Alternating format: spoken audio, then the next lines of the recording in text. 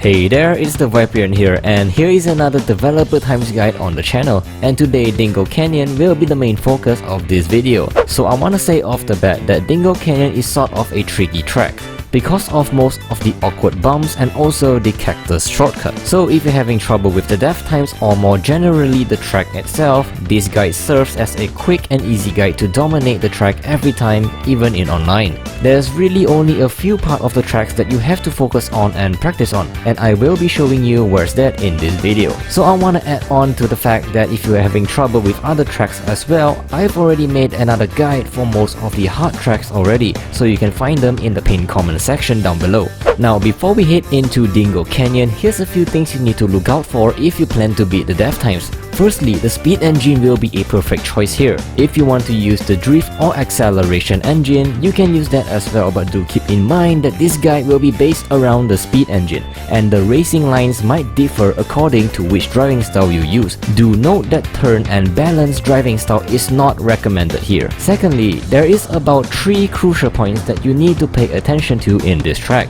As we move on to the tutorial later on, I will be guiding you step by step on where that is and also providing you some tips on how you can overcome it, as making mistakes there can literally make you lose the race. Third and finally, as I said, Dingo Canyon is a hard track as it can be quite technical on some spots on the track, which can be quite of a pain, especially if you are a beginner. So I would highly recommend that you can at least perform U-turns smoothly before attempting this track. You can click on this video on the top here first if you want a complete guide on U-turning. I've worked really hard on that video to guide you on the perfect way to do it. If you're fully confident on U-turning however, then let's move on to the track right now and begin the guide. Also, the usual YouTube stuff, do give a like on the video so YouTube will promote this video to those who actually needs it. And why not subscribe to the channel if you're new here to keep up to date on all my Crash Bandicoot content, tips and tricks. Okay, so at the start of the race, we're gonna start off, of course, with a perfect boost.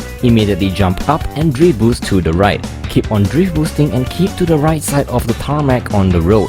Do note you don't have to take the shortcut on lap 1. You are still able to catch up to the ghost, and on the plus side, this makes lap 1 a whole lot easier. Moving forward, if you're drifting as how we did here, you will see the armadillo just reach to this part here and is about to move on to the other side. Don't worry about it and stick to the right as usual, it will get out of your way. Right about here, start to drift boost to the left this time about 3 times. You should be on the downslope at this moment, and this is the first crucial spot. Watch closely on how to navigate through this easily. You should notice that this bump is bumpier than usual.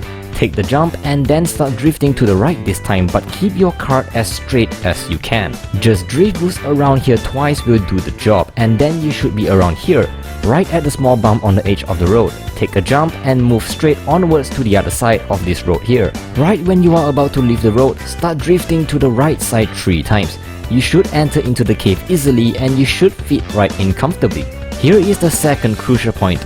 Move a little forward and then take a jump on this small bump here.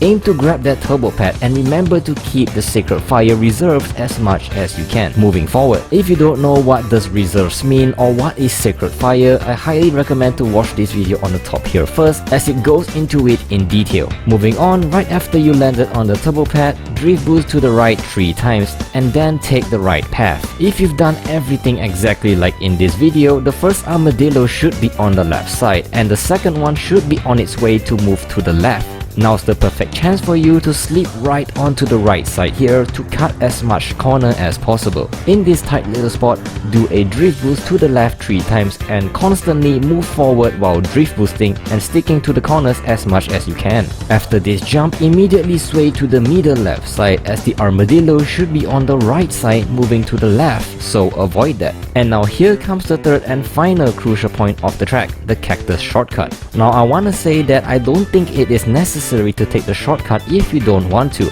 as I've heard some people actually beating it without taking this shortcut.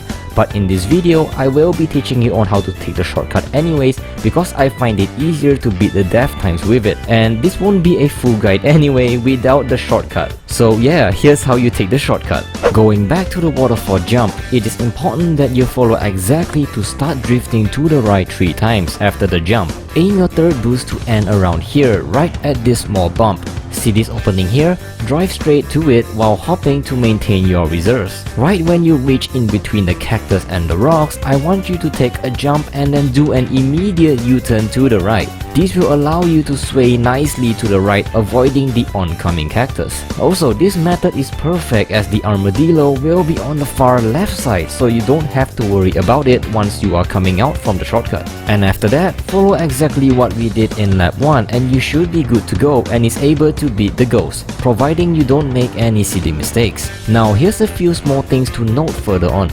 Do note that the armadillo at the waterfall jump ahead on lap 2 will be on the left side this time, so land on the jump in the middle to the right side. In lap 3, this armadillo should be on the far left side as usual. These two should be on the same spot as lap 1 and lap 2. And finally, at the waterfall jump of lap 3, the armadillo will be on the right side this time. So same as lap 1, land at the middle to the left side to win the race. Now I don't think I have to mention this, but do note that the position of the armadillo that I stated will be exactly the same as I've shown you if you follow the guide step by step. So if you have any questions so far or just want to get better at the game in general, I have a link to all my other guides in the description and comment section as well, so do remember to visit them as well. They are all highly effective guides that have helped thousands of my subscribers and viewers to achieve their ultimate goal, the Master Wheels. So I hope that you will be the next one if you haven't gotten it yet. And also, there is a full example gameplay at the end of the video if you need more help on Dingo Canyon. So don't click off the video just yet. But before we move on, the comment of the day from my previous video goes to Carden. Thanks for commenting on my last video and congratulations on getting the comment of the day. Quick massive thanks to the supporters of the channel and especially to Coco Beefan for being the king cobra of the channel so far. So without further ado, here's the full example gameplay if you need more help. Remember to subscribe if you're new here and also like the video so more people will be able to watch this. This is the Viperian signing off and enjoy the rest of the gameplay.